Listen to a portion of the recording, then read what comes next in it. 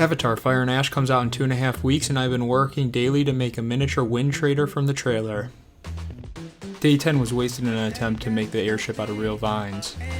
A plane, her mommy holds all the family, a cash, a beautiful rose is standing at the corner.